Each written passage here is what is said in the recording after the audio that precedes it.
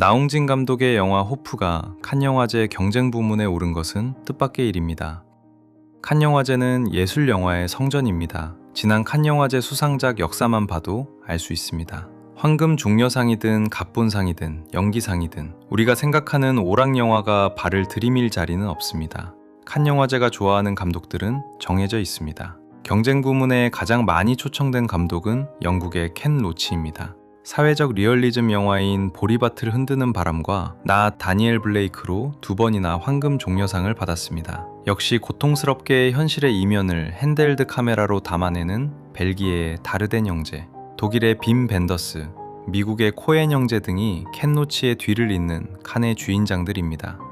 스티븐 스필버그 감독은 단 한 번도 경쟁 부문에 오른 적이 없습니다. 리들리 스콧 감독도 1977년에 내놓은 데뷔작 결투자들 딱 한 번뿐입니다.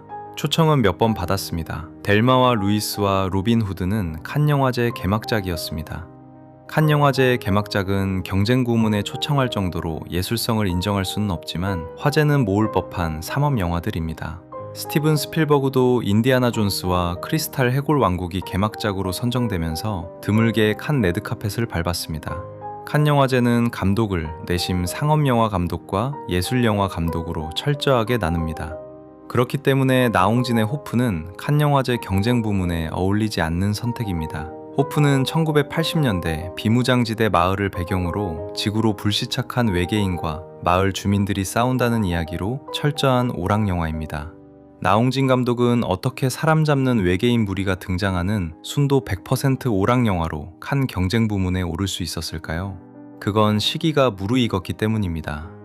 봉준호 감독의 괴물이 칸 영화제 감독 주간에서 공개됐을 때 전 세계 평론가들은 거의 화를 냈습니다. 칸 영화제는 공식 부문과 비공식 부문으로 나뉩니다. 공식 부문은 경쟁 부문, 비경쟁 부문, 주목할 만한 시선 등으로 나뉘고 여기 초청되지 못한 영화들은 비공식 부문 감독 주간이나 비평가 주간에 초청됩니다. 괴물은 감독 주간 상영작이었음에도 불구하고 그의 칸 최고 화제작 중 하나였습니다. 칸 영화제가 진정한 걸작을 알아보지 못한다는 불평이 폭발할 지경이었습니다. 이런 일을 겪고도 칸 영화제는 마더를 경쟁 부문이 아닌 주목할 만한 시선 부문에 초청했습니다. 경쟁 부문에 올리기는 좀 그렇고 초청 안 하기는 애매한 영화들, 특히 아직 검증받지 못한 신인 영화를 주목해보자며 초청하는 부문입니다. 그렇다면 왜 나홍진의 호프는 달랐을까요? 그건 칸 영화제도 지난 20여 년간 습득한 바가 있기 때문입니다. 2000년대 이후 예술영화와 상업영화의 경계는 무너지기 시작했습니다. 감독을 예술영화 감독과 상업영화 감독으로 나누는 것도 거의 불가능해지기 시작했습니다. 상업영화 진영에서 오락영화를 만들면서도 강렬한 개성과 실험정신을 고수하는 감독들이 나오기 시작했습니다. 쿠엔틴 타란티노, 데이비드 핀처 같은 감독들이 대표적입니다. 칸 영화제도 그걸 모르지 않습니다.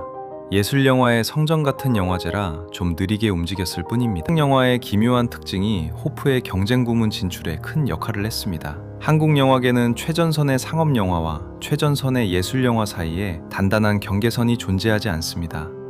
박찬욱과 봉준호 감독의 영화를 보면 수십억에서 수백억 원의 예산을 투자한 상업영화인 동시에 작가주의 예술영화이기도 합니다. 올드보이가 칸 경쟁 부문에 올랐을 때 좋은 평가만 있었던 건 아닙니다. 이런 B급 영화가 경쟁 부문에 오른 이유를 모르겠다는 서구 비평가들도 많았습니다.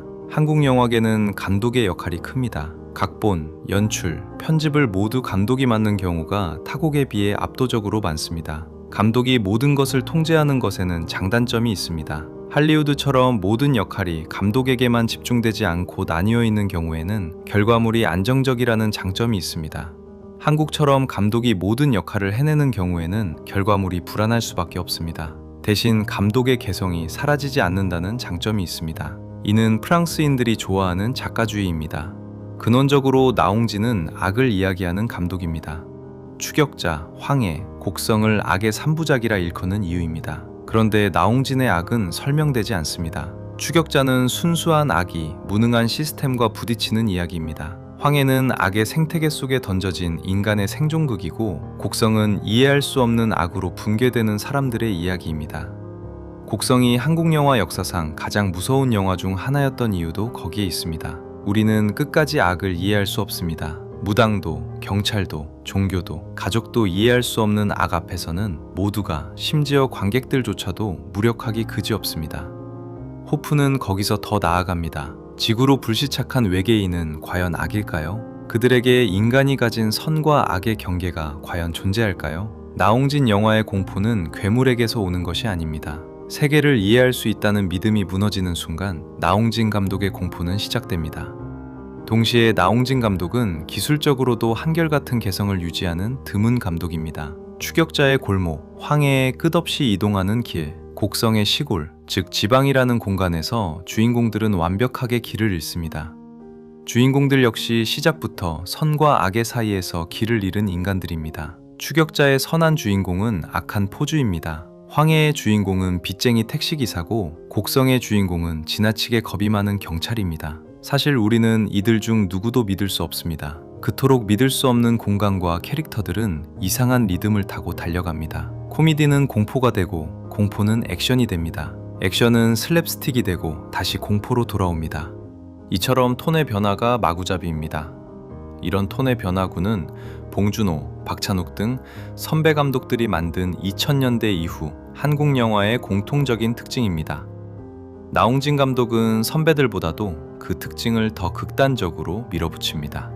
나홍진은 한국 사회가 더는 스스로를 설명할 수 없게 된 시대의 불안을 가장 있는 그대로 보여주는 예술가입니다. 봉준호의 세계는 혼란스럽지만 구조적인 설명이 가능합니다. 관료주의, 군사정권 시대의 폭력, 계급주의 등 사건의 원인이 항상 존재합니다. 박찬욱의 세계는 그보다 더 혼란스럽지만 대신 모든 폭력 장면은 극도로 통제된 스타일을 유지합니다. 끔찍하지만 우아합니다. 류승환은 에너지의 감독입니다. 언제나 뜨겁습니다. 나홍진은 가장 이해할 수 없는 감독인 까닭에 지금 가장 재미있는 감독이 되어가고 있습니다.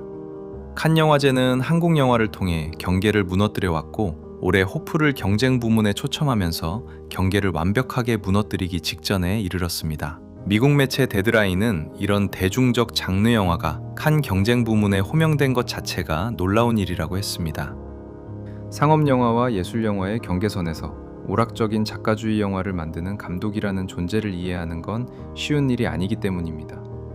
나홍진 감독은 그 자체로 하나의 장르가 된 것입니다.